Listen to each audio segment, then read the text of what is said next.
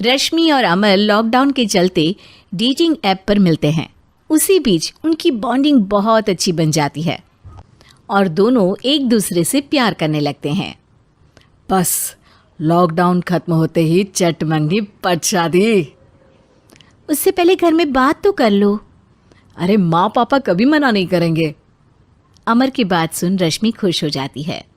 ऐसे ही दिन बीतते हैं और देखते ही देखते लॉकडाउन खुल जाता है, जिसके अगले ही दिन अमर अपने परिवार के साथ रिश्ता लेकर रश्मि के घर पहुंच जाता है। अभी लॉकडाउन खुला ही है और कोरोना तो ख़त्म भी नहीं हुआ, इसलिए ज़्यादा कुछ ना करके अगले कुछ दिनों में छोटे फंक्शन के साथ शादी कर लेते हैं। अमर के पापा की बात पर सब सहमत हो जाते हैं। कुछ दिन बाद दोनों की शादी हो जाती है और रश्मि अपने ससुराल पहुंच जाती है। बेटा, शादी तो तूने अपनी मर्जी से कर ली, लेकिन बहू को बोल देना इस घर में हुक्म मेरा ही चलेगा, इसलिए अपना राज जमाने की कोशिश भी ना करें। माँ, रश्मि को यहाँ सिर्फ प्यार, आशीर्वाद और अपनापन चाहिए, पैसा या राज नहीं।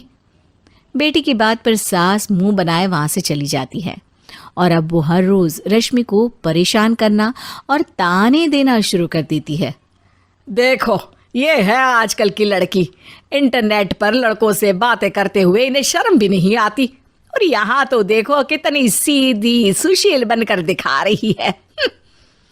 मम्मी, शादी के रिश्ते वाले इंटरनेट ऐप से जब किसी को कोई दिक्कत नहीं है, फिर डेटिंग ऐप के जरिए मिलना किस तरह गलत हो सकता है? रश्मि के डेटिंग ऐप वाली बात सुन उसकी हैरान सास तुरंत तुनक कर पूरे घर को सिर पर उठा लेती है, जिसकी आवाज सुन अमर और उसके पापा भी वहां आ जाते हैं।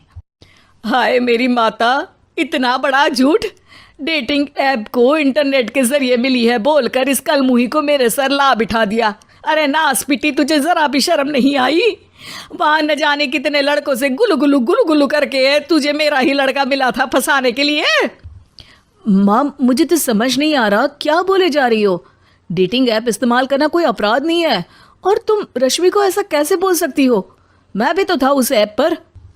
पहले उसके लिए माँ से झूठ बोला और अब लड़ाई कर रहा है। सास और अमर की बात सुनकर रश्मि हैरान खड़ी रहती है। अमर, तुमने घर में झूठ क्यों बोला?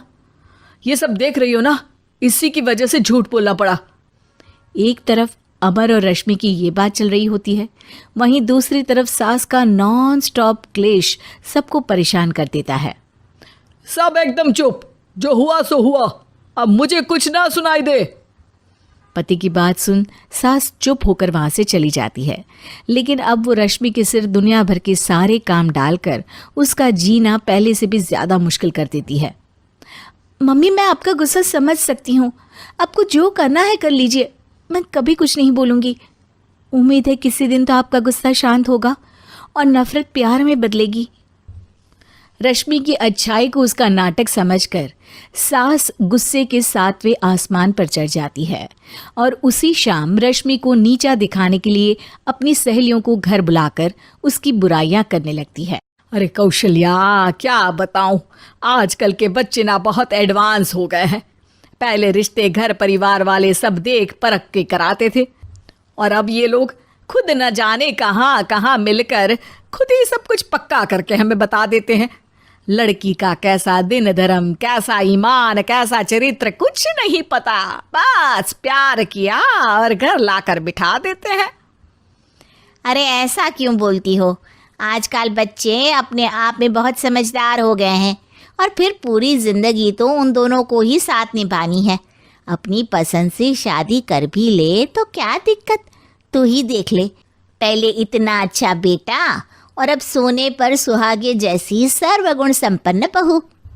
और पता है, अभी कुछ दिन पहले मेरी बेटी ने मुझे डेटिंग ऐप के बारे में बताया, जहाँ लड़का लड़की अपनी पसंद से अपने आप एक दूसरे को चुन लेते हैं, और फिर अगर सब सही रहता है तो बात आगे भी बढ़ जाती है।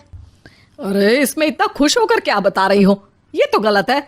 न जाने कौन क्या है, कितना झूठ कितना सच है। अरे पर सोचो, जब तुम किसी के बताए रिश्ते को देखने जाते हो तो क्या एक ही बार देखने से सच झूठ का पता लगा सकती हो? ज़रूरी नहीं कि बच्चों का लिया फैसला हमेशा गलत हो। अरे बहुत बार हमसे भी तो गलत फैसले होते हैं ना। अच्छे बुरे लोग तो हर जगह मिल सकते हैं, फिर इसमें सिर्फ बच्चे ही गलत कैसे?